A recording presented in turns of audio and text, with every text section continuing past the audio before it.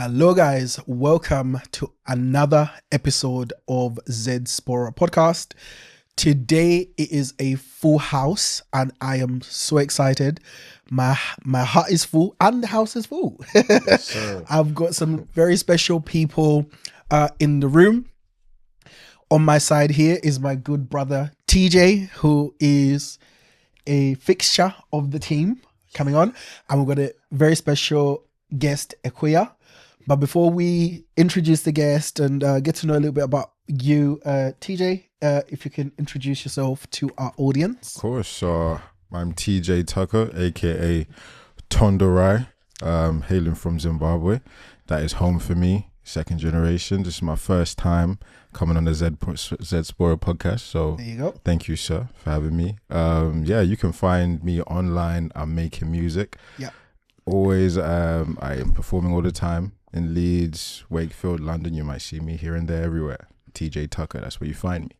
And if I'm not doing that, I'm podcasting. When Yep. I'm not doing that, I'm probably somewhere making some noise. So nice to be here, and thank you. There you go. Very talented individual. So as I said, you got Zambia, you got Zim, and you got Ghana in the house. It is a full house.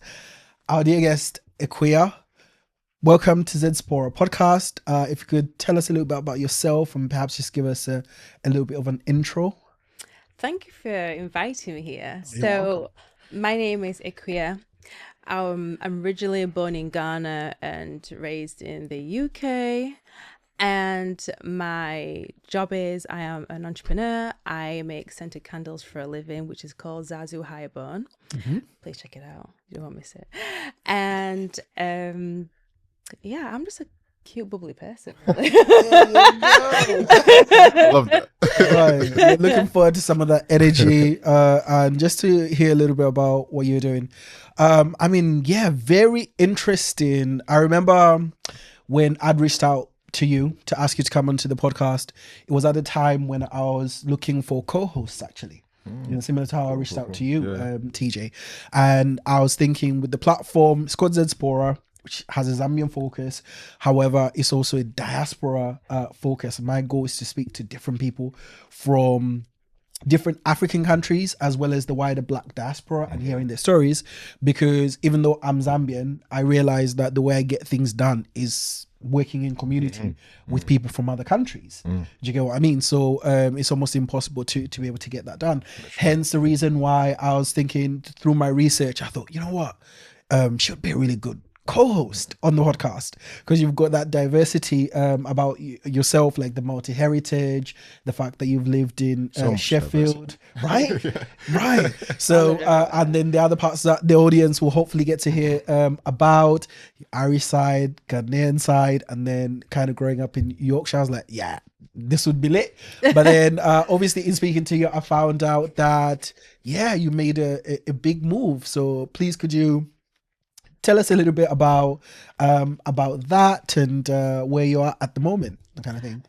Well, so I don't know where to start actually, because I've got a lot of starting points. So for those that don't know, I was actually a barber before I actually got creative in the candle industry. Okay. And I just seen as the candle industry was an opportunity because I had a bit of an accident. So it wasn't like an intentional accident type of thing. I actually, how I got started, I bought a candle. And, England, we always believe that everything is been made with care and it's legitimate and nothing can go wrong. I think we'd sometimes take health, for granted, of course. And obviously can't mention the brand, but one particular candle actually caused me an allergic reaction to a point where I was end up in hospital. Oh wow. And Sorry to hear that. it's not a very common thing, or maybe it's not really being put out there about how toxic candles can be. So long and short, I bought this one particular candle and lit it. It was really smelling nice, and a few moments later I was coughing, but I didn't think it would have been a candle that would give me that reaction. because it was around like October, November time. That that's the time when people get colds and sickness and stuff like that. So I just presumed it was that. Yeah, and then this cough kept on getting worse every time I lit the candle. And one day I woke up and there was some blood on my bed sheets. Oh my goodness. Sorry.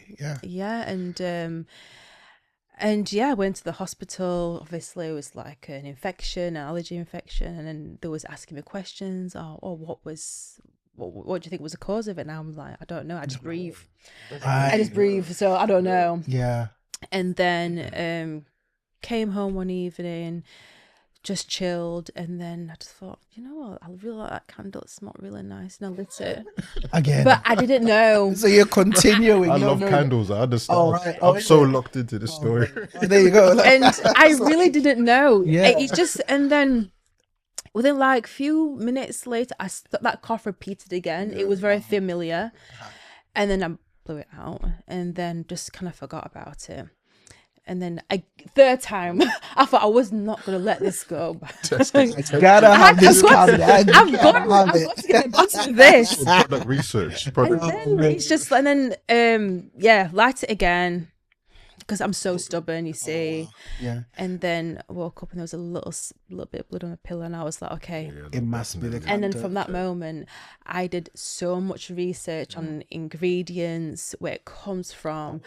And a lot of things that we breathe in, we don't know is really toxic. There you go. So I did a lot of research and chemistry work for about 1.5 years before I even started making the business. Yeah. Yeah. I mean, I'll ask you, before you got an inkling that it was the candle, what was going through your head? Because I can only imagine from when you're feeling sick, the minute you see blood, boy, your thoughts are going wild. 0 to 100. Because you don't know what's going on at that point. Yeah. Like, what was going through your head the minute you saw blood, and then obviously you're not feeling well, and this is before you even know that it's the candle. When I saw the blood, I was thinking, I'm not ready to die. I'm just not ready. And because I'm not someone to go to the hospital. I rarely get ill. Yeah. So I just thought, is it naively, is it COVID or is it something? I don't know where it was. Yeah. Have some water, walk it off. Honestly. Can I walk this off? Yeah. Yeah. And I was just like, oh my goodness, I need to get to the bottom of this. You know what I mean? Yeah. And when I actually found, the situation where the candle was giving me allergies, and I just went to find out that it was a lot of like toxins that was inside there. Wow. Yeah. So first, I think it's really great that, a situation like that, let's say a worst case scenario, you flip that, it takes a certain kind of mentality to be able to flip that and okay, this is an opportunity. I see it as an opportunity. Yeah. Like, so, I mean, I'm guessing that of course your candles, they don't have those toxins inside. Like, I'm guessing you found out what was causing the problem. Yeah, for sure. I feel like it is that anything that's organic, that anything you could put in your skin, you should be able to enjoy and breathe it, right? Do you know what I'm saying to you?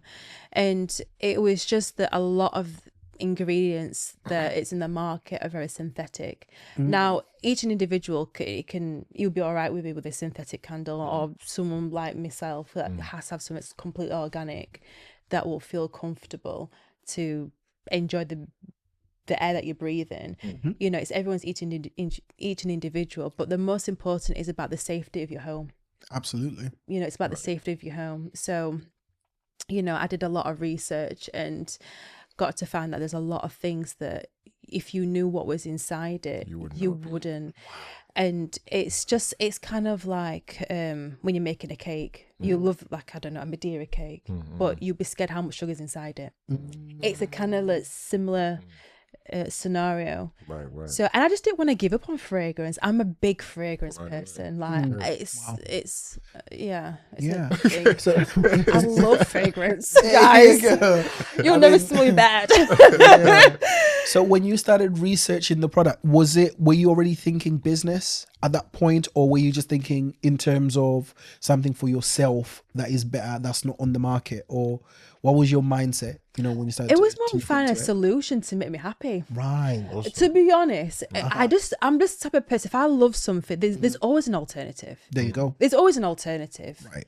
And it's like I said, it's like, I always relate it to food. It's like people like a vegan sticky toffee pudding, but don't want the eggs and the milk inside. There's always an alternative for someone to enjoy. So like, I thought I need to find an alternative because I'm obsessed with fragrance. Like I said, I like my room smelling nice. I like to relax and zen out a little bit. Yeah. And I just felt like, you know what? I don't want to stop. So I need to find a solution. There you go. And then not even just for myself. People out there like me might not even know what happened. Yeah. And I just wanted to just really be creative. Okay. Yeah. A Yaki candle when there's African alternatives. That's what I'm saying. Come on. There you go. That's it. I noticed you went down the luxury route. Yeah, and I've seen your candles, the way you present them, they're so beautiful. So like, you know, nicely one on the screen. Right. So I know the minute obviously you go down the luxury route, it'll be priced. It has to be priced at a certain amount. What kind of motivated you to go down that route as opposed to going the budget route? Because sometimes, as you said, some people will go down the route where they want a product that is cheaper, which is for the masses and things like that. You can sell it for less. And then, you know, cheaper ingredients to put in there. But for yourself, what made you go luxury instead of budget? Life is luxury, isn't it? That's the way it is. It's like anything that's organic is a luxury. Anything that, you know, God put on this earth is for us to enjoy. Absolutely. Do you know what I mean? So I feel like when I say luxury, it's more that what is inside the product, not the price. Okay. So like, for example, I don't know, if you get a rash, I don't know, let's say a rash, right? You get a cream, you're happy to buy cream to solve the problem. It's the same thing. My products are completely organic. So there's a less chance you having any sort of allergic reaction. So you have to enjoy whatever breath you take. Absolutely. So it's more of what's inside than so much about the price. Of course, obviously, price is something we cannot, you know, negotiate. I mean, anything that's good for you, it always has a good price, right? Absolutely, yeah. You know what I mean? It's like anything, let's say Gucci, for example. There's a difference between Gucci and Primark. You can buy Primark because it's very easy to purchase and it's cheaper, but you know the longevity is not going to last very long. I mean, it's in each individual. Whereas Gucci, you respect it. It's got a nice feel to it. You feel comfortable. You know, it's that type of, you know, luxury. I would say. Yeah. Can I ask a very straightforward question? Yeah. Go on. So have you found with going the luxury angle, have you found like pushback with customers or anything like that? Like, you know, let's say versing your competitors, let's say like in terms of like price or anything like that, or have you still just like found your market and it's been you know simple to move everything? Sorry, I hope that makes sense. Yeah, no, if it makes sense. I mean, like, I think anything that you start with, you always have to find your market, regardless. But I think whereas for me is, I personally don't compare myself to other people. Because that's sometimes you'll always be forever doubting yourself. Do you know what I mean? Especially if, like, I'll give an example. When I started off, I was heavily comparing. But then I got to a point, I'm going to need to each an individual person. There's something I'm going to bring different to what everybody else is bringing. Absolutely, 100%, yeah. Do you know what I mean? And I have a genuine story behind it. So it's not so much about, now I'm sounding a bit contradictory, but it's not so much about the numbers, about the feeling. It's about whatever smell that you buy from me, it comes with a feeling. So I don't know if you're in your grandma's house and you smell that Coco Chanel perfume, it's a feeling that you remember. Do you know what I mean? Absolutely. That's the only way I can really describe. And just like, it's about memorable moments. That is where it is. So like, I'll give you an example, right, which a lot of people buy from me, which I was very surprised. I actually have a mosquito repellent candle. Oh, that's cool. But some mosquito repellent smells a bit like medicine. Okay. It smells a bit, I don't like that smell. But mine's more on a very fresh type of smell, Okay. where it has a lot of like lemongrass, ginger, you know, something that's very, very relative to your environment, but where you don't feel like it smells like medicine, but then it smells really fresh, and you don't think about your get rid of those mosquitoes, like you're fighting them off. So that was a really, really good market for me to enter, especially in Ghana. And not even just Ghana, like the whole of Africa, we suffer with mosquitoes. Yes. We have a big problem, and it's also another thing with the research I did with my candle ingredients, is that a lot of my ingredients are really, really completely natural. So everything from the earth is in a glass jar, like lemongrass and citronella. So with all that It's like really big right now as well. Like just I feel like people are being a lot more mindful of what they're taking. The ingredients, sustainability and things like that. Your health. 100%. People are very health conscious. So I think that's the direction. for sure. And second of all, those like mosquito sprays that people got like asthma, they're not able to take that. You know what I mean? So I found a solution to tackle that. No, absolutely. A solution to tackle that. So would you say like your market is predominantly African, like I think Ghana it's multicultural. I feel it's more like multicultural. I think every country has its own favorite scent.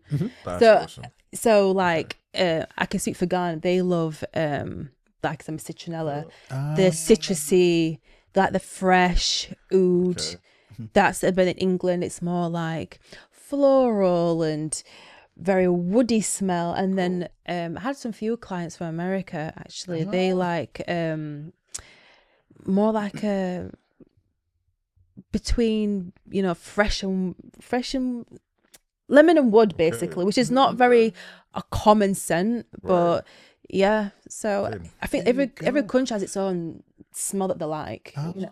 So you're selling it worldwide at the moment? By accident. I was gonna say that's what I was trying to figure out. Like, how did you segment figure the out? Market My market was how did it really work? supposed to be just England and Ghana, and then I get some odd few people messaging me like, okay, that. And where is this? Is this Instagram, TikTok? Yeah, actually, it was mainly on Instagram and just word of mouth, really. And sadly, I didn't bring my candle, but sometimes when I'm out with my friends, I'll like, forgive me. A tear right now. Next time I'll bring a candle and then I'll put it on, and it's like, oh, it smells nice. It's a little, I can smell the citron. There you go. There you go. £3. It's definitely worth buying. Absolutely. Yeah. No, I remember when you said you started the business, one of the key things that you thought to do is to not tell your friends and family. Yeah, because you wanted it legit. You wanted to be able to push it on your own. That can be a challenging thing. I've done it as well, because I realize sometimes, familiarity is it gets in the takes way. away, right? And people may know you for one thing. You said you're a barber, or sometimes, when you're growing, people know you in a particular sense, especially friends, and sometimes they can diminish. So I said, I look at what you did as covering. In doing that, I know you were thinking you want it legit and going, but I think you kind of cover yourself, but then it means it's an uphill battle. It's going to be difficult. You really have to prove that your product is good, because the people that are buying for you are strangers. They're buying based off of whether the product is good or not because they know you, but that can also be a good thing because you won't get diminishment from friends. What was that experience for you, and what made you take the harder road, basically? So with my experience previously with my little incident type of thing, I was still a barber whilst I was on the journey of making candles. Oh, wow. Okay. Yeah, I was on the journey because I couldn't stop the hustling. barbering and then jump onto the candle industry because, I'm still trying to earn a living. Exactly. But what I did was I had actually spoken to a friend of mine. She's Ghanaian, but she was actually in America, and I kind of overshared my dream to her. And it really destroyed me a little. No, it destroyed me a lot. And she said, oh, I don't think it will work, And I said, okay, do you know what, send me a sample and I'll promote your candle. And I did. I sent it through DHL. She received it, and I didn't hear a thing. And I was like, okay, that's cool. That's an experience. Yep. It's fine. She enjoyed it. I mean, I didn't hear bad feedback, so I just took everything so positively. Right. Although, as a friend, it kind of hurt a lot. I felt a bit heartbroken. Right. And then how I actually got into it in terms of get my candles sold was when I was barbering, I would light the candle, and I think you know where I'm going with this, and they're like, oh, this smells nice, where is it from? And I was so hesitant to tell them it's me, but I didn't want them to know it was me yet till I wanted to hear from a customer's standpoint, not on a personal standpoint, because sometimes, like, when customers become your friends, sometimes they become your friends. They don't want to tell you the honest truth about something. They rather sugarcoat it and tell you what you want to hear. Yeah. So I said, oh, actually, I'm just helping a friend to promote a business, and do you like it? He says, actually, it's really, really nice. Like, and he actually I actually bought 2 or 3 candles. I was like, yeah, I'll, and go. I started doing it like that, and then it kind of grew and grew and grew, and then even my own tight friends, I'd never even told them till like they start to clock on. And it's really sad because when you're starting a business, you would organically expect your people going to help you. Oh, yes. Unfortunately, I shouldn't be laughing. Oh, you're laughing? Brother, if I told you my so stories, real, I know, I can relate to it as well. And it can be really soul destroying. So I did it more or less to protect myself and to keep going, because that little experience I had with my friend in America, if I was multiple friends, I would still have done it, but I'd have had a bit of, I'll probably have many friends, which I don't anyway, but it'd be reduced. You know what I mean? And also a family. I do have a very good family, but there's just certain things with personal and business you have to completely separate. You cannot mix it at all. I don't care where you're from. You could be from You cannot mix family and business. You've got to split your head into 2. Yeah, for sure. No, I full on hear it. I think that was a genius thing to do, to be honest with you, because not only did you cover yourself, but it forces you to come up with something that actually works. Yeah. I mean, with yourself, TJ, what was your experience of friends and business? Honestly, I took so many hard lessons, I'll say, with my music very early on. Because of course, just like you, it's that thing where you want your people around you, like, look what we're doing right now, like, look at this. But I had to learn the hard way of, you have to let people be themselves. They didn't become my friends because of the music. What you're doing, or pushing anything out there. So I have to literally let you be. You like your music, that's okay, that's cool. I may feel a way about it, but it's okay.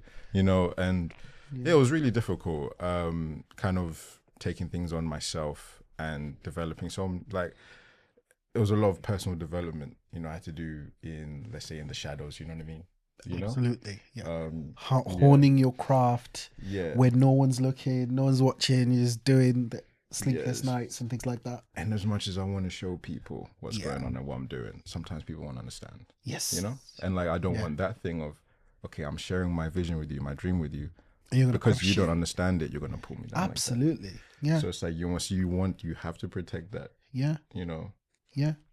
But, and then what you were saying about the strangers as well, strangers buying in and becoming, honestly, that has given me, not to sound big-headed, but almost like that godlike confidence, to be like, whoa, I mean, they don't know me from Nathan, they don't know me from anything else. You're still coming to the shows, you're liking the music, you're telling me this is literally, there's kids that are like 15, messaging me now, talking about my music, how great it is, which is crazy to me. Oh wow. But that's everything. So it's like, as much as I would love, like, my friend from from school to just be like, oh man, I heard this is great, like, I didn't know you're doing this right now. It does that even matter? When we are still making the impacts. No, absolutely. Interesting. I full on hear it. I mean, speaking of family and friends, if you could take us back a little bit, I want to get into your history. the way you came up, and that kind of thing. In research a little bit, I think I might have seen a picture of you like when you're growing up in your household with your mom. I think you might have had your aunties, if I'm not mistaken. But the first thing that I'll ask you is, what food would you say takes you back to your childhood? Good question. Yeah, in fact, it's a question for all of us. What food would you say immediately takes you back to your childhood? And perhaps you can kind of let us in, if we were flies on the wall, of you, coming up when you were younger, and what kind of made you this person that you are? Because even barbering, right? Like, it's a predominantly like male type of career, isn't it? But so for you to go into that kind of craft, that means, girl, you got some confidence about you. You're not messing around, right? And obviously, yeah. So anyways, there's too much in there, but yeah. Okay, so where do you want me to start? So we'll start with the food first. When you were younger, what food would you say takes you back to your childhood?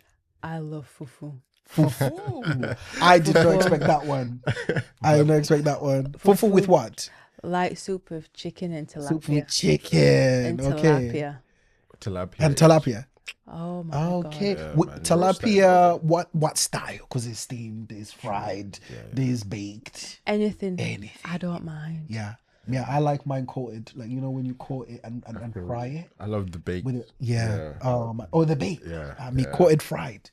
Coated fried is the one. I need to try that. Mate, I'm telling you. What about you, actually? We will send it back, but what food takes you back? I'm hearing salsa. I'm hearing salsa. I'm hearing salsa. I'm hearing it. It's coming. I'm feeling it. It's coming. I can smell it. It's so funny. It's salsa. It has to be it. He's gonna say rice. Watch him say rice. Oh, don't say chicken. Rice and sausage. Lay's chips. No. Chicken. Sadza netdowi. So it's so sadza and peanut butter. And peanut butter. Yeah. I Don't see that one coming. You put the peanut butter in there, and it's just, you can do it with rice as well. Oh, is it? My grandma, Gogo, she makes the best. Yeah. With us, we call it mavisi. So it's sadza, but when it's gone cold, and then you add sour milk. So sadza, cold sadza, sour milk with a little bit of sprinkle of sugar. What's it called? Mavisi. My dad used to love it, brother. It's great. I'm telling you, listen, we'll blip that out. No, but as a child, that takes me right back to my childhood. So yeah, with yourself, fufu, you said, with anything. So take us back to some of those moments then, in your house. I mean, like, to be fair, it's always in me. Right. I mean, my mum till this day, she still pounds that fufu every single Sunday. So it's just like a memorable moment from the day I was born. It's always that boom, boom, boom. I can hear it. So I could be I'm hearing it. That's interesting. You can hear it. I can hear it. So I know she's cooking fufu. So it's like, so that is one of the first memories. When you hear that pounding, you know fufu's coming. So that was one of the memories that always takes me back, no matter where I am. It's just the sound of it before you get to the table. To the eating. So the smell doesn't come yet, it's the sound, the preparation. We've been talking about candles. Maybe that's where some of that comes from. Was it an aroma as well, or was it just to the pounding? Was there any aromas coming through? I think it was just the sound. Well, the sound. I mean, it was more of the sound. It's just anyone that it's in Ghana that can hear boom, boom, boom before even the smell comes. You know what's going on. You know what's coming. Do you know what I mean? Yeah, for sure. So that was one of my memorable moments. There you go. I mean, how much of your childhood did you spend in Ghana versus in the UK? Okay, this is a really good one. So. Born then, I left Ghana. I must have been about 7 or 8 years old. When you were 8 years old, something like that. Yeah. But we always went back. Right. So it didn't really feel like we left. Because we always go back. So it's natural for you. So it was so like I don't felt like I really left. If that makes sense, because like school holidays. like August time, we'll go to Ghana. Sometimes if it's not August, we'll go in like Easter time. So we're always going back. You always had that thread, that connection. Yeah, the only thing the time we didn't go for a long time is because when obviously my mum is a Ghanaian. Yeah. And I mean, I don't know nowadays, but back in them days when you're married to an English or whatever European person, they have this type of thing where like if you were to move out of Ghana, you have to stay in the country for like 5 or 10 years before you can even That's wild. go back Yeah. type of thing. It's like I don't know what that word is, but that's what they used to do. Right. You know what I mean? If you're going to be living in a different country, you have Yeah. to like stay in UK or wherever you are in the world. That's almost, that almost. It was quite common actually. Yeah. Yeah, even they did one that. of my cousins actually was in that situation as well. Yeah. So you have to stay in UK for like at least minimum 5 years till you get your passports and everything before you. That's wild. You know, I'm struggling with right now hearing that, because it's like with what you said in the intro, with how, you know, we work in communities. You know, Of course, you don't you know, work in silos. Yeah. you know, and I feel like right now in the world we're so divided, right? And things like that. I'm just It makes it home. worse. Why wouldn't you want your people to come back? Do you know what I mean? Yeah. Where we send money home and everything like that. Yeah. No, there are new rules now that are making it even more complicated. Like people, it's now taking them, isn't it, like 10 years just to get the indefinite leave to remain? It used to be 5 years. Now it has to be 10 years. I don't even know how long it's taken to get the British to be naturalized. Because it used to be, I think, when you've been on indefinite leave to remain for a specific time, you're allowed to get your British citizenship. So it's likely we probably have to wait again 10 years. And I don't know how many years after that that will give you the British citizenship. So I wonder what that's supposed to do. Is it bring us together? Or does it divide us? Yeah. Right? I think it all depends on what your situation is. So obviously, my mum was married. My mum is married to my dad, so she had an easy gateway to come. But there's always obviously implications as well. Obviously, you've got to just to show that it's a genuine relationship, a genuine marriage. Because obviously, you know, poverty can make us do crazy things. Of course. I mean, genuinely, my mum and dad was pure love. I mean, do you know what I mean? But some people obviously have to take some extreme measures, you know. So I can see where the Greener government's coming pastures. from. That if you're going to come here, make sure it's coming genuinely. Yeah. You know what I mean? But then I think from an outside perspective, it could be like, you're dividing us. Do you know what I mean? Like, What are you doing? what you're doing, like, don't come and jeopardize our system, like, you know what I mean? So Yeah. but it's tough for sure. But like, my mum and dad was genuinely happily together and stuff like that. And to be fair, one thing I'm so grateful for, my mum never lost contact with the family. Oh, that's good. Yeah, I remember like there's phone cards you have to buy from the shop, £5. Lycra. Oh yeah, like Listen. banana, do you know that banana? Talk. Yeah. And he's like, you speak so fast because this is going. Yeah, I'll go use the minutes. But the way WhatsApp is it WhatsApp? The way WhatsApp put those businesses out of business. And then right. now, I'm like, there's about 10 things you can communicate on now. Yeah. Even you can call on Instagram. Yes. Facebook. Yeah. You can call on this Zoom and so many. So yeah, I wonder what happened to those companies actually. Do you know what? I love to find out. I love to go to the shop. Do you do Tokums? Do you still like, do that? I want to know what What would be the point? Who's gonna go pay money Are you for that? crazy? What year are you in? Yeah. But how have you, can I ask a quick one just about how you found it then, Right. moving back home? You know, how do you find that transition, like being in the UK for so long now, and then, okay, cool. And even having your business, is it based in Ghana, and do you make craft the candles there, or do you do that here? So, for the first question, yeah, I've always been connected with Ghana. Yeah.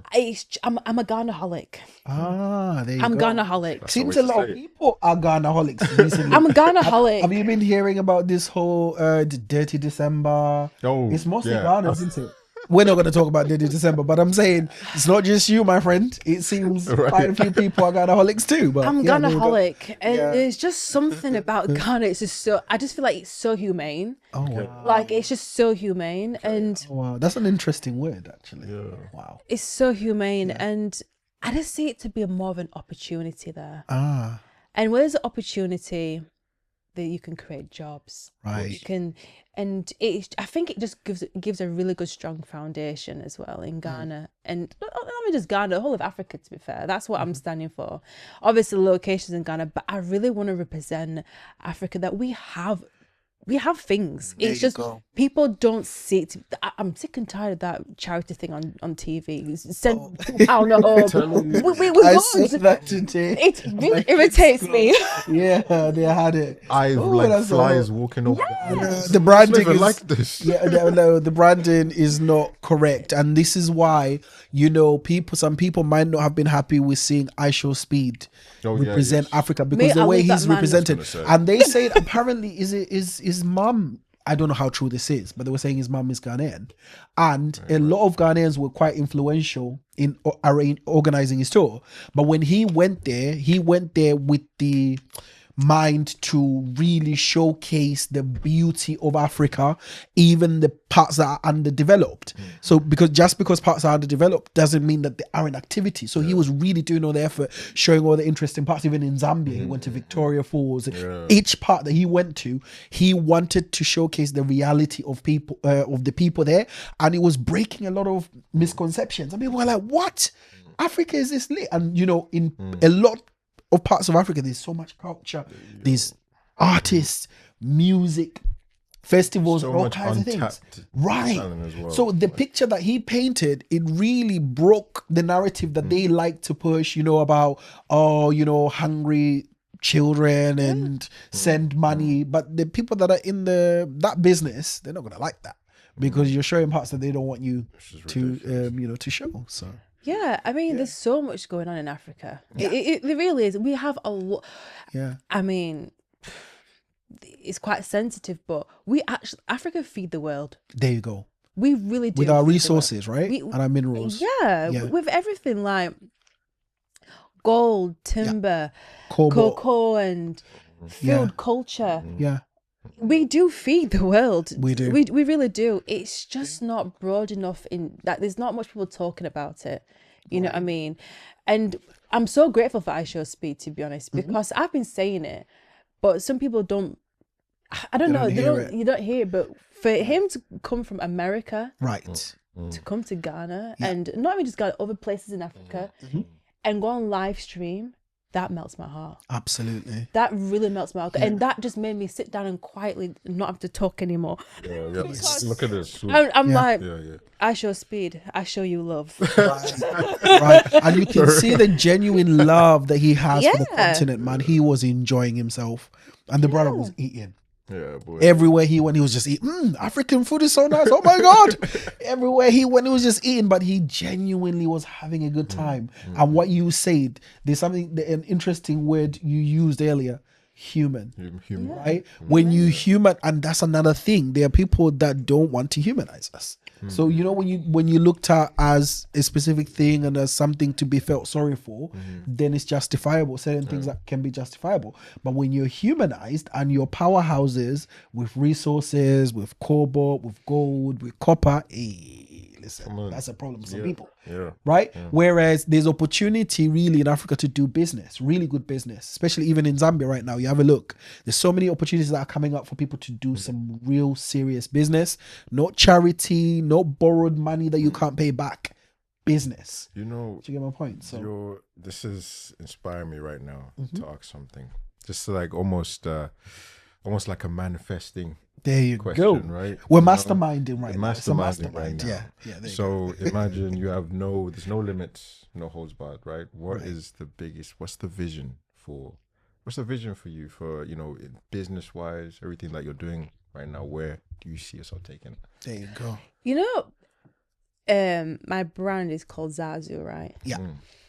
In Swahili, it means movement. So I want to move my business globally. Amazing. And that's what it stands for. Oh, wow. Zazu. Yeah, Zazu. And Zazu Highborn.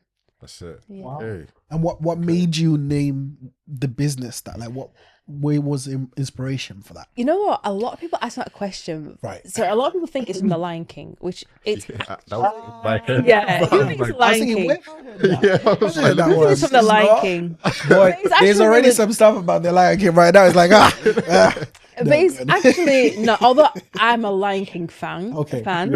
but I have some few friends from Tanzania, and I kept hearing saying Zazu, and you know when like, because obviously I'm not Tanzanian, but they're speaking language, and you always hear that one word repeatedly, and it just sticks in your head. Yes.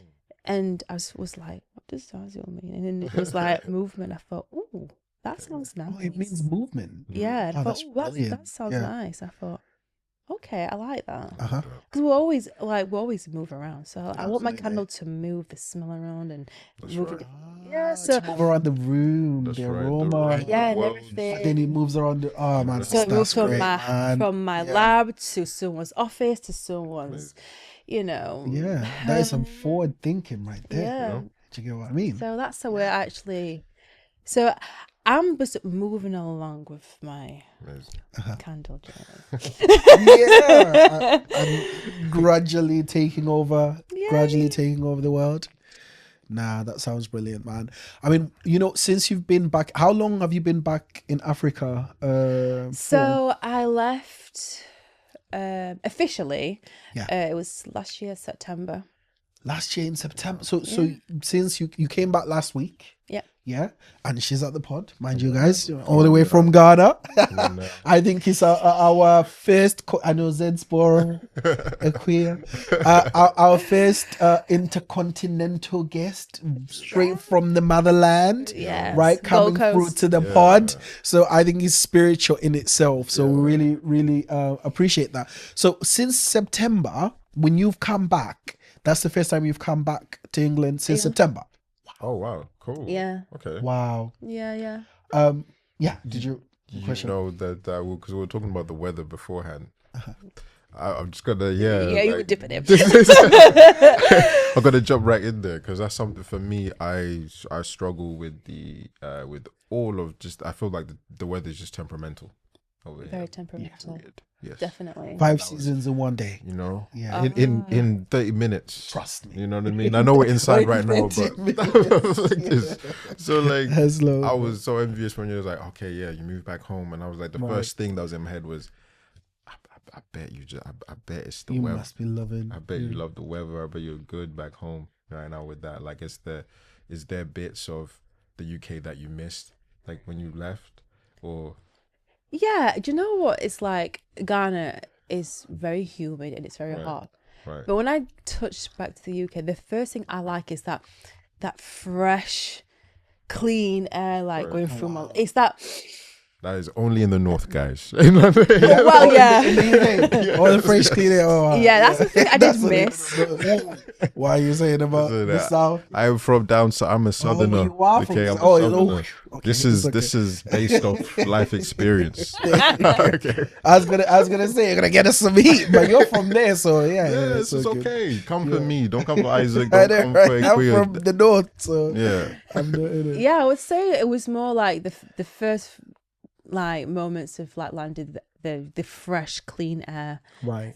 Not to say Ghana doesn't have air, it's just very humid and sticky. Right. Sometimes it's like you're breathing in steam. It can be sometimes it can be a lot. You know what I mean? Good for the skin though. Right. For sure. Yeah, but things I do miss about England, I would say like the communication is on point. Okay. And I think it's like getting straight to the point. So, for example, if someone says, I'm going to call you back in 5 minutes, they're going to call you back in 5 minutes. So they really say what they mean. Right. And obviously in Africa, you have to like I'll give you an example. If I'm meeting somebody, I initially want to meet you at 3, but I'm going to say 12. So in my mind, I'm going to meet you at 3 and you're going to be late. In your head, you're gonna be late at 3 o'clock. You know what I'm saying? So Africa will build patience in you. Of course. Jesus. Yeah. But it was a good thing for me because obviously I don't have patience. I'm so used to getting things done quick. Straight away. Africa is mindset. I mean, transportation's a bit different, and then communication as well. Right. And also when they see somebody, not because I'm light skinned, but see someone like me with an accent, the way I dress and the way I do my things, they get a bit intimidated. So I have to go down at their level to get things done. Right. Because if I were to go in with like, I'll give you a scenario. So I met this one particular chap. He's really, really good at making custom boxes and stuff. And I always want to give people a chance, you know what I mean? And I always want to give him my input, how I want a particular box to look like. I want it to look very aesthetically pleasing and be proud to say this is made in Ghana type of thing. And bless him, I think he underestimated the time. So I told him, I asked him actually, can this product be done in the next 5 days? Initially, I wanted it in 2 days. You see what I was trying to tell, but 5 days. And he was like, yeah, it can be done. Oh my goodness gracious me. Yikes. Overcommitting. Right. Yeah. Getting things wrong. And I thought, you know, I'll give you that a bit of a period on how long. I said 5 days, but I actually needed to be done in like 8 days. Did you get what I'm saying to you? Yeah. And I kept going back to him saying, there's a letter missing, this is wrong. But when we say it to them, it comes across with putting pressure. And they don't like to feel we're undermining them. And that's not the case. It's just you want to get something done. Yeah. Right. I would even argue that you should keep those standard. That standard, yeah, because then how else will people improve and get better? For sure. But I think where we're manufactured in the UK lifestyle, where we can say we want this to be done, it'll be done. If it's a minor mistake, they'll sort it. They don't have that feeling like, oh, you're putting pressure on me. They'll get it done because they want to satisfy it. Whereas obviously in Ghana, from the experience I had, it's like, you're putting pressure on me, I can't handle you. That's no it. way. And life back home is slower. Yeah, it's a lot slower. They want to take the time, but when you're doing the business, you don't have time. From the side we're at, time is essential. That's a luxury right there. Right. Yeah.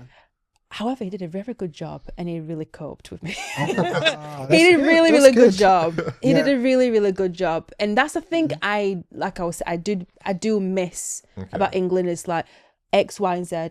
And it gets but you know, it's one of those things. We come from an education background, and it's not to say Africa doesn't. It just takes a bit. It's different. It's different, and obviously England is like, well, I would say like we're 1,000 years ahead with a lot of things in terms of like how fast the train runs, logistics, and you know, Africa is really up and coming, but it's just pushing that mindset to be a bit more open, and that's one of the hardest things that we are having, but we're getting there. I mean, we've got to think from when we was born, how far we've come already. Absolutely. So I remember when I was a kid in Obuasi, which is a small town in Obuasi. Yeah, a small town in Ghana then, and I remember there were no street lights. No way. And then coming back and there's lots of street lights. There's a lot of things happening. It's a crazy thing to say. Amazing. Yeah. I mean, when you say that, for me, I look at that as opportunity. Like Africa is a hub, an opportunity for development. Yes. Because you are right in saying there are a lot of parts that are underdeveloped, but they're waiting to be developed. So which means that whoever is then going to take on those contracts and get it done, they're the new what they used to call them in America, like gold peddlers, you know, the ones that were seeking gold and things like that. Yeah. So prospectors, right? So there's plenty of opportunity, and the beauty is because of the minerals that we have that people are coming to seek, money is also there. So it's opportunity for even the diaspora, called Diaspora, to get involved in terms of investment and things like that, to look at how can we begin to look at investment opportunities back home. But I think, you know, what you raised about the mindset piece is an important one. Do you think they are things that can be done to sort of begin to fix that? Because I feel like until we get that right, we're going to keep falling behind. Even simple things like you said about the time, simple things of somebody complaining, you're just instructing them about the work. What do you reckon we could do in terms of to help with the mindset of people, to get them up to standard with the way like things are here, with the way things are in China, with the way things are in America, that kind of thing? One thing I can definitely say is that it's about talk about humane again. It's Right. like Africa. Let me speak about Ghana, for example. Naturally, we're really, really soft. We're very sensitive. Yeah. And they like to blend a bit of personal and business together, in a sense, like they want to be your friend and want to do well for you. But sometimes that want to do well and then taking it a bit personal, it's like they're taking too long of the time. Whereas obviously here in Europe and even America, we have that separation. Like when it's coming to business, it's hardship. Yeah. We don't talk about personal things. And I feel that if it will happen, it's just probably not anytime soon, but it will eventually happen. Right. I feel like the up and coming businesses in Ghana that needs to have that separation of mindset. Look, this is a human being. I need to make sure this is done accordingly and what she wants. Don't add your own input. If you want to add input, communicate. Ask. Don't think, oh, this look good, but because my imagination is not the same as yours. Right. I'm putting my brain on your head, and you need to put it there. Right. That is all. So it's just about communication. Like it's all down to communication, and just like listen. And if something is wrong, we're not coming in a standpoint where we're belittling you. We just want to get it right. Absolutely. And because once you get it right, us Then people, it's we all will good. pay you. Yeah. And then once you make your money, then you have an opportunity. Then, money starts rolling in the country. You know what I mean? And it starts bringing a good, reputation to the country as well. Yeah. Economy, like using making our money powerful. Absolutely. And what you've said is about brand. When it comes to brand, it has to be to spec. You can't have a person doing whatever they want when it comes to your brand, because it will cost you money. They'll just have to kind of do it again. So you have to do it according to what's been asked, because that's the brand. If you do anything else, that's not on brand, But and that's a problem. I feel we think this way, Right. because we're in the Western world, and we've got brands Thrown at us. Right. from the minute we wake up, Yeah. being sold to, Right. So, back home it's probably a lot more humane. Yeah. Right. Because that's not really humane, is it? Like waking up, your Coca-Cola. Yeah. Oh, right. on your Yeah. face. It's That's like, what it's I mean. everywhere. Yeah. Like, as soon as you get in your phone, when you wake Straight up up, in the morning, Instagram, you go for a walk, Facebook. Yeah. But Yeah. then, It's everywhere. out there you're not necessarily seeing like every like billboards on every road. Yeah, I'm saying? for sure. All of that. Yeah. I mean, no, I hear you. I will ask, as a diaspora person, as somebody who was living here, how have you found the transition to Ghana? With the few months that you've been there. For you, obviously, you were living here the whole time, and then you've had to move your life, and you said you've relocated, and you'll be going back. What's that transition been like for you, especially for any diaspora people that may be considering that move that you've done? Because I know there'll be quite a number of our viewers and listeners that would like to do what you've done. I think when I spoke to you on the phone, I even said, wow, that's brave, because I've thought about it, and all I've done is thought about it. Do you get what I mean? I've never even put it on paper. Like, what would it look like? So for you to have taken that plunge, I was just thinking, wow, that's brave, right? So from a realistic point of view, what's that been like for you transitioning? I always say this: if God's giving you imagination in your head, He's giving it to you individually, Right. for a reason. Not your mom, not your dad, not your it's giving it to you as a gift to go and execute it. So for me, it wasn't really a hard thing. I just felt like if that imagination, that thought came to me, it came to me as a personal level. Right. And I just did it. I just feel like, whereas that I do have family in the UK and I have a home here as well. If worse goes to worse, just relax and just come back to UK. It's not that complicated. People put fear into people to make it complicated. Right. Do you get what I'm saying to you? It might not be perfect when you start, but you started it. We'll get there. Yeah. You know what I mean? Like when I moved to Ghana, I wouldn't say it was easy. I wouldn't say it's hard. I think it's just the mindset. What you think is hard, you'll make it hard. Right. Do you get what I'm saying to you? 100%. So it's like, for example, I can't do 10 press-ups, but I could do 5. That's easy for me. Oh, yeah. But I will push an extra 5. I will do it. Right. But I will not convince myself it's hard. If you say something is easy, maybe this is my mindset. If I say if this is easy, I'll believe I can do it. There you go. Sometimes when people say it's too hard, it puts fear. You don't want to start. Right. You don't even want to try. Yeah. I think that's where I'm manufactured. Right. You know, there's a lot of things that it's impossible for me to do, but I will just try. Absolutely. You just have to try. Don't listen to people's fears. Yeah. I think that's what it is. It's listening to people's fears that makes you question yourself. You know, I really, I mean, I'm human. I do sometimes question myself, but then I just write down the cons and whys. And if it's the whys are not good enough, that like the worst whys, I'm like, well, scrap that paper. I'll go for the one I like. Just go for it. You know what I mean? See the pros. The pros is what makes me want to do more. Sure. Right. But you always have like obviously a backup plan. If like say if I'm saying for example, if God forbid my candle doesn't sell for like 2 weeks, barbershops. There you go, because you've got that Hello. career. I'll bring my candles with me. Like, you want to smell good and have a haircut? There's always solution. You just don't just stop on, you know, there's exits to everything. Right. You've just got to find the right exit plan. That's it. It's simple. It's not complicated. Which is why I was going to ask though, like, I hear what you've said. However, from a financial standpoint, what does that look like? I think because with a lot of people, yes, they might have the bravery and it all sounds great, but it might prove a little bit difficult, like in terms of the finances. And sometimes people, your career is great because you can leave and come back. Some people, they can't do that. Like you can't just leave a job for a couple of months and then saving the money. And then it's a lot. But from a financial standpoint, what does that look like? Did you save up for a while before you did it and that sort of thing? Or did you have tricks of when you're now back home, you've got kind of side hustles that you're doing to be earning some money as you go? You know, what does that look like for you? Have faith and believe.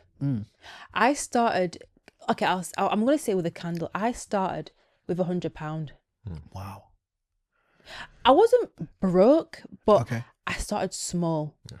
And I was listening to one YouTuber, oh my goodness, I love her so much, Emma something, it'll come to my head. Starting small will take you big. Absolutely. You see, one thing I've learned, and let me go forward. When I started barbering, I cut someone's hair on level 1 all over. I thought I could cut anyone's hair, but best believe I messed up, shape ups like left, right, centre. I give you M's, I give you no hairline, I give you a style that doesn't even make sense. I've done all the mistakes you can imagine. But that's because it comes with ego. No way. Don't start business big with ego. Yeah. Just be humble and just start small. And just understand the formula. Like, when I started my candle business, right? The first one I did, it was crap. Oh my God, did not even light. You've got to keep trying. If you start small, then you don't feel bad for making little mistakes because you can afford to make those mistakes.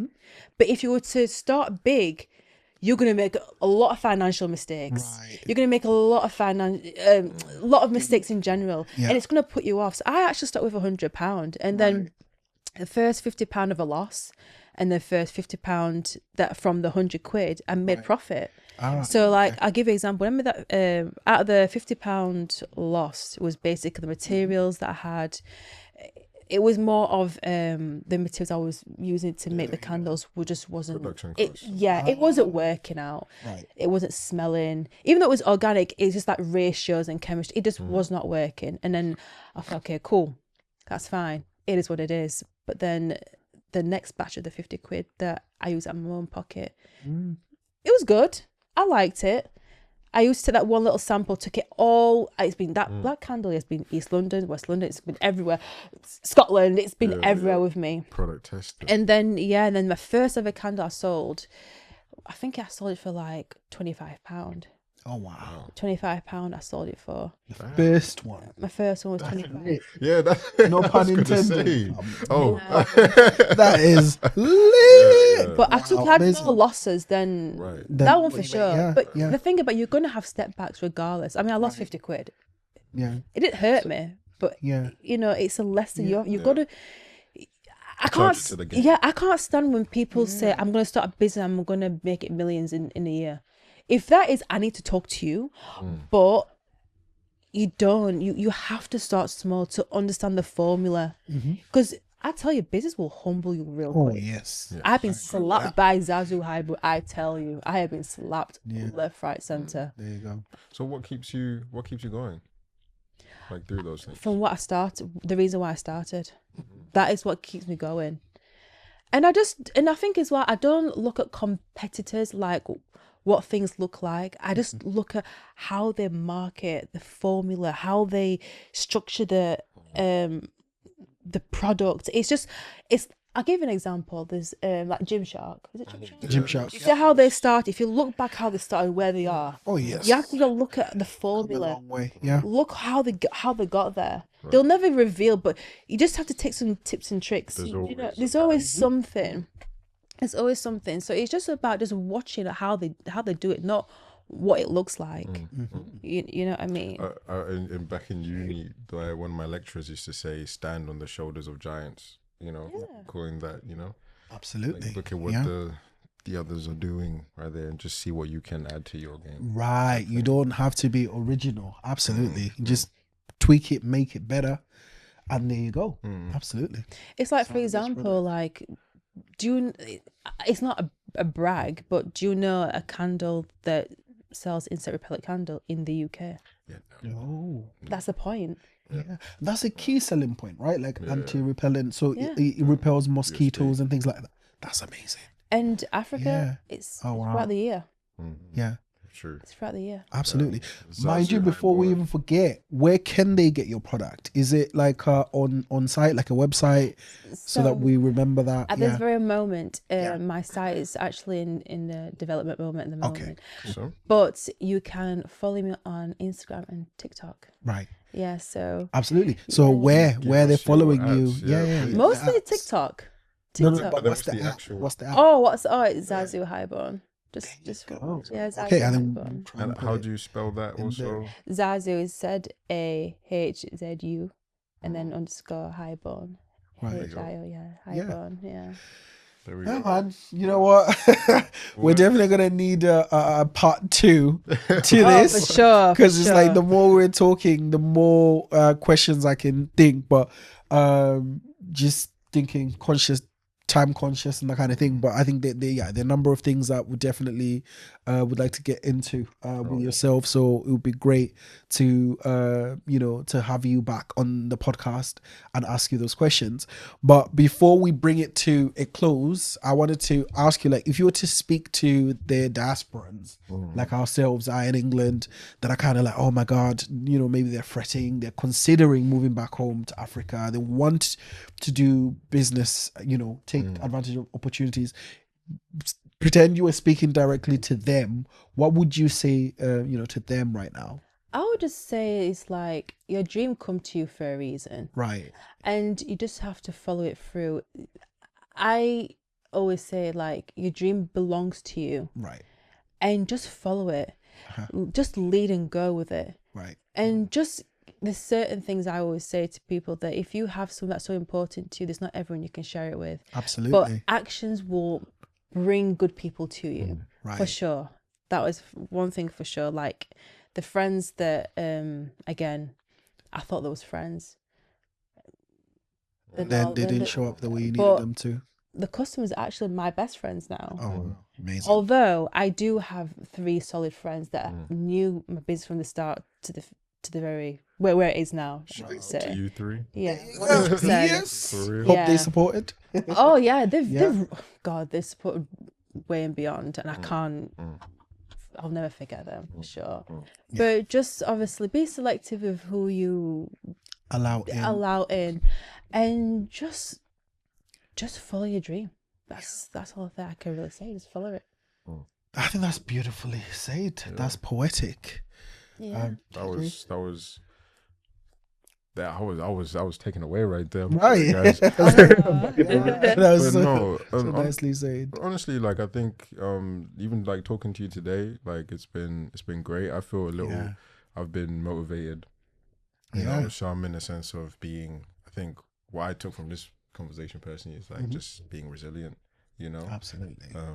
Just don't say no for an answer. And you've got one fingerprint, it belongs to you, so own it. Yeah, absolutely. Your voice is your own. There's nothing like it. So that's part of art. And you're gonna just don't forget about me, all right?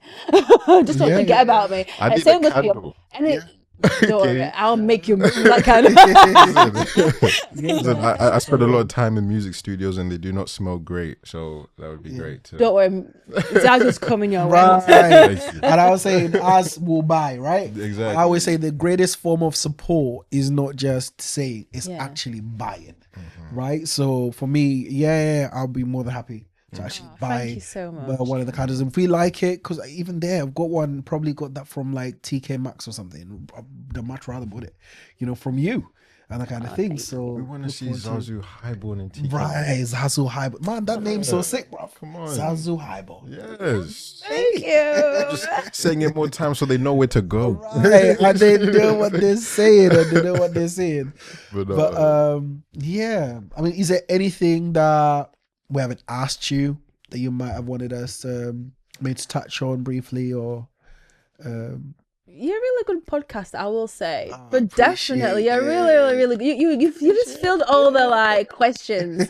I feel like there's more to as time goes on. There's a lot more to ask. I think absolutely experience gives them more conversation. So the next time I come for part 2, catch that. There you go. I've got more to say. Absolutely. Got more to share. And I'm hoping to listen to some sweet music. Absolutely. I I always say, guys, this is home, right? This is our couch. Next time you come, you might even find some traditional food. Oh, yeah. Some traditional sharings. The candle. Oh, man, you said the candle. Anyway, it gives us something to look forward to as well. Yeah. As I said, with most of our guests, for me, I want to be having them more and more regularly, having them kind of sofa chats and just talking about the different things and how we can all get ahead. So the conversations are not biographical where we've had you, so we don't want you back on. No, we want you back on. In fact, if you've got an agenda, let us know what we're discussing. And let's have those debates. Sometimes we may agree, other times we may not even see eye to eye, but eventually we'll have a general consensus. And as I was saying, for me, I do believe in the power of the masses, right? One individual, you're brilliant, I'm brilliant. Individually, we can't do much. But when we come together in our brilliance and the people that can support what we're already doing, that means a lot. Why not? Let's consolidate our efforts, consolidate that money. I'm sure there are Zedsporians.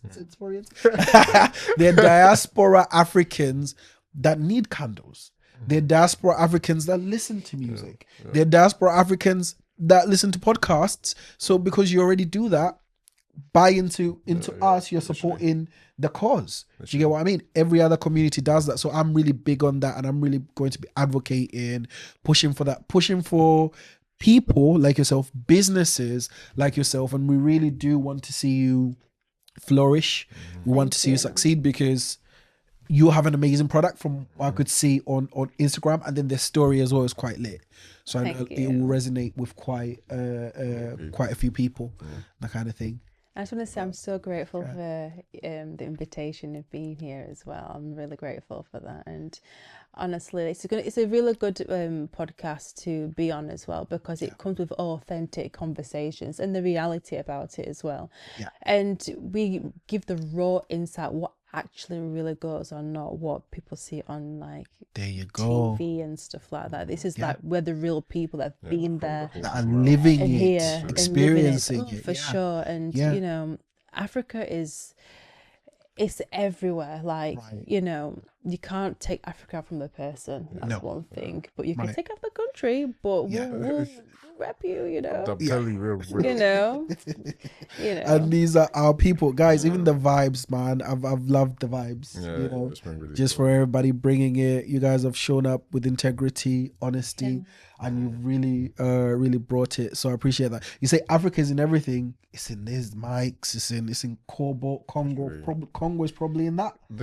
Do you get what I mean? Yeah, So it's you're true. not lying when It's you so say that. true. Copper. I'm Even sure there's for copper this product, somewhere. this is Right. been I'm wrapped sure, by an auntie I'm or sure there's something. probably some copper somewhere in here. That's Zambia right there.